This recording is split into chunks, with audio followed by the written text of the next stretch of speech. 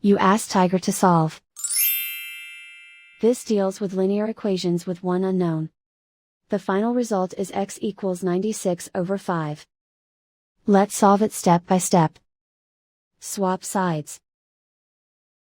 Isolate the x. Multiply both sides by 60.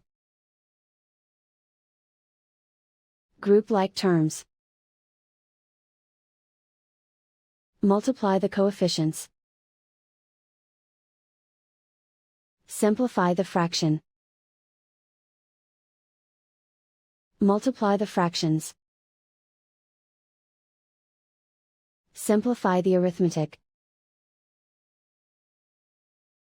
And so the final result is x equals 96 over 5.